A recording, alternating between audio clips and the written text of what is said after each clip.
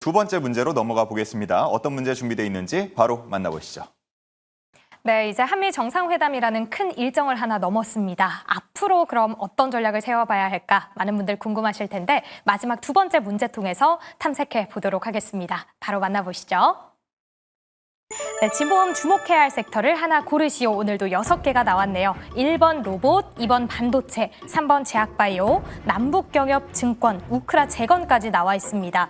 로봇은 전일에 이어서 현대차 그룹까지 트리거가 되고 있죠. 이제 미국에 7조 원을 더 들여서 로봇 공장을 건설하겠다라는 이야기 나오고 있습니다. 이에 따라서 오늘 거래량을 보더라도 자동화 설비 그리고 자동화 로봇 종목들이 굉장히 많이 수급이 움직이는 모습이었는데요. 앞으로 상승 탄력 계속 이어질 수 있을지 주목되고 있습니다. 이어서 2번 반도체로 넘어가 보도록 하겠습니다. 엔비디아 실적 발표 우리 시간으로 목요일 새벽 6시에 발표가 될 텐데 역대급 어닝 서프라이즈 기대되고 있습니다. 현재 월가에서는 목표가를 212달러까지 상향 조정하고 있는데요. 최근에 반도체 소부장 종목들 52주 신고가 가고 있으니까요. 앞으로 또 한 번 상승 그 모멘텀이 되어줄 수 있을지 주목되고 있는 부분이네요. 이어서 3번 제약바이오입니다. 오늘처럼 시장이 애매할 경우 방어주의 성격 띠고 있습니다. 하반기에 모멘텀도 많은 상황이고요. 4번 남북경협의 경우에는 트럼프 대통령과 김정은 국무위원장 회담이 연내 실현될 가능성이 있다라는 이야기 나오고 있는데 오늘 윗꼬리가 달려서 많이 아쉬웠습니다. 그 흐름 앞으로는 좀 기대로 바꿀 수 있을까 주목되고 있고요. 5번 증권과 함께 마지막 우크라 재건까지 나와 있네요. 역시나 딱 하나만 골라야 하는 상황인데 어떤 섹터가 나올지 본격적으로 이야기 나눠보도록 할게요. 그럼 이어서 두 번째 주식 남녀의 선택 보드를 들어주시죠.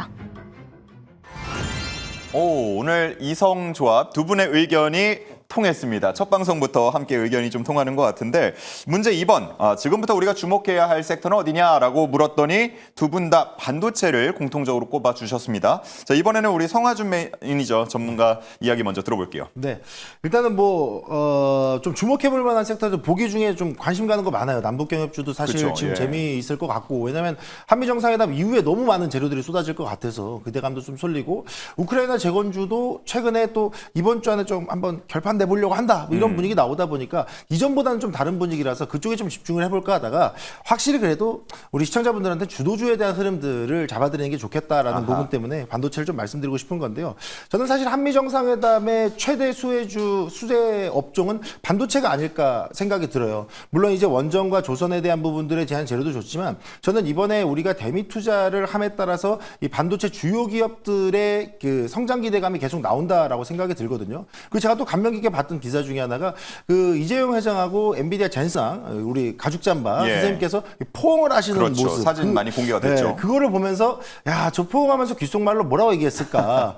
이번에는 HBM4에 대한 이야기를 또 귓속말로 남겼을까? 좀 그런 기대감이 나오는데 이 부분에 있어서 이 트럼프 대통령도 엔비디아 그리고 SK하이닉스, 삼성전자 이 3강 구도를 좀 갖춰주려고 하는 그런 노력들이 보였다 보니까 우리가 삼성전자한테 지속해서 기대하고 있었던 이 HBM 시장에 대한 기대감이 이제는 조금 더 현실화되고 있지 않는가라는 부분들을 보신다라 그러면 지금부터는 반도체에 관련된 포인트 꼭 보셔도 좋을 것 같고요.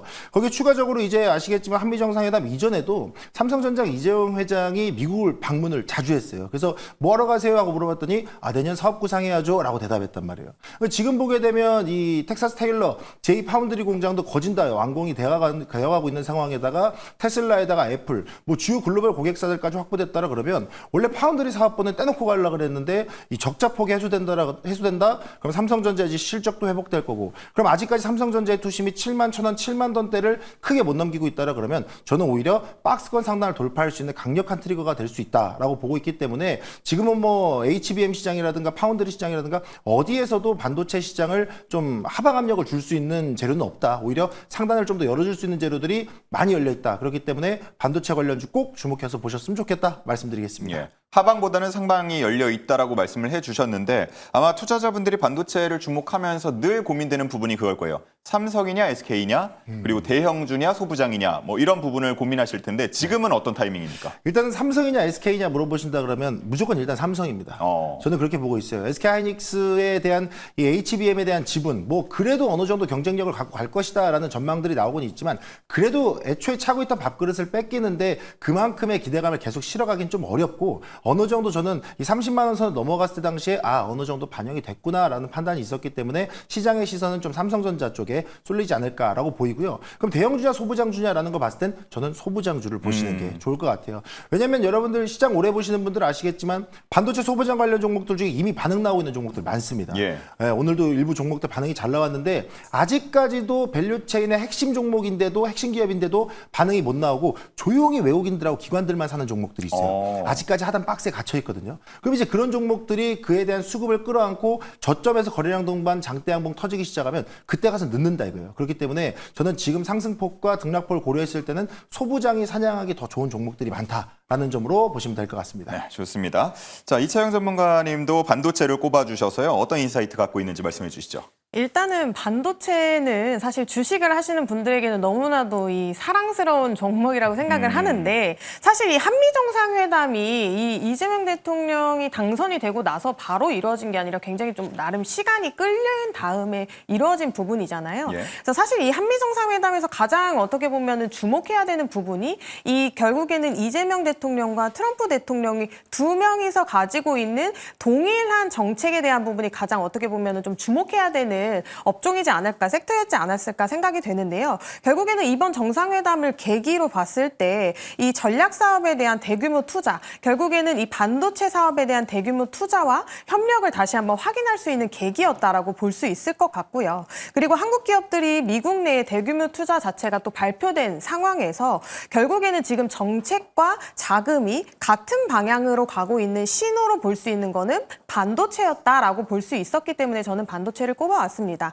그리고 무엇보다도 이 칩스 보조금 또한 미국 내에 있는 한국의 이 반도체 밸류체인 기업들에게도 직접적으로 집행이 되고 있다 보니까 결국에는 자금이 있다라고 하는 거는 수요와 공급선에서 봤을 때는 충분히 이런 부분을 소화해낼 수 있다라고 보기 때문에 결국은 자금이 몰린다라고 볼 수 있을 것 같고요. 결국에 AI 인프라 때문만이라도 하더라도 결국에 이 메모리와 패키징에 대한 수요는 지속적으로 있을 거라고 보기 때문에 지금 이 한미 정상회담뿐만 아니라 여기서는 이제 확인을 한 거고요. 앞으로 더 나아가서 이 AI 인프라 때문이라도 지속적으로 이 반도체에 대한 섹터는 조금 더 지속적으로 상승을 할 수 있는 모멘텀이 유효하다라고 볼 수 있기 때문에 오히려 지금 정책과 자금 그리고 수요 이 삼박자가 물려 있는 게 반도체가 아닌가라고 생각이 돼서 반도체를 오늘 말씀드리고 싶었습니다. 그러니까 양국 정상이 공통 목표로 삼고 있는 섹터를 주목해 보자. 그게 반도체다라고 말씀을 해주신 건데 최근에 시장에서 가장 주목을 받았던 이슈 중에 하나가 또 그거 아닙니까?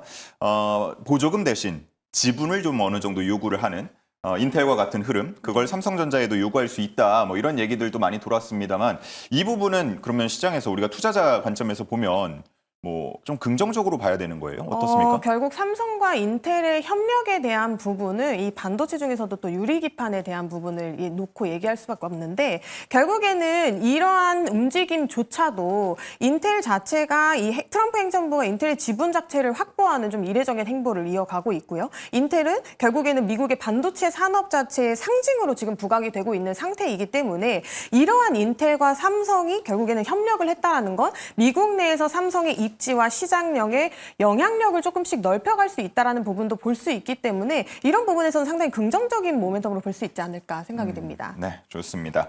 자, 이렇게 해서 두 분께서 공통적으로 꼽아준 앞으로 주목해야 할 하반기의 주도 섹터가 될 유망 종목은 반도체 쪽이었습니다.